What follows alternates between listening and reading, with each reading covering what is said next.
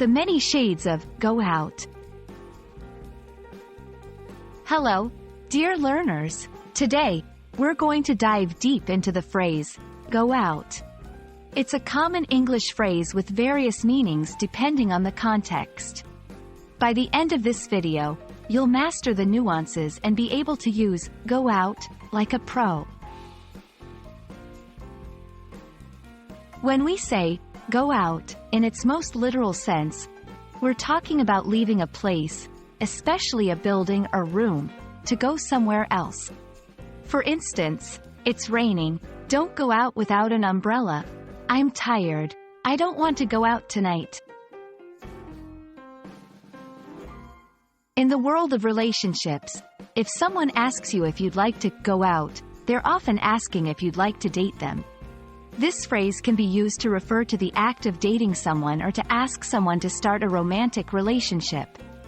Examples include, they've been going out for 2 years now.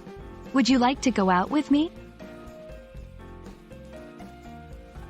When we're talking about light or fire, go out can mean to stop burning or shining.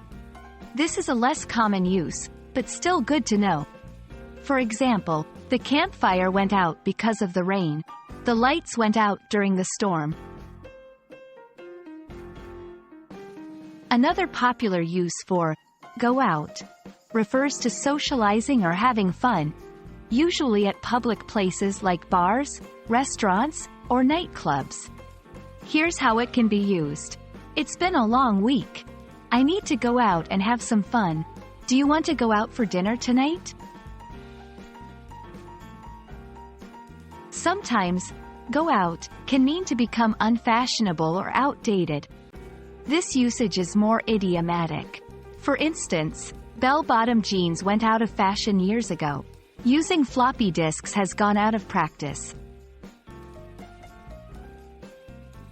And there you have it. The phrase, go out, might seem simple at first, but it's quite versatile. English is full of phrases like this that change meaning depending on the context.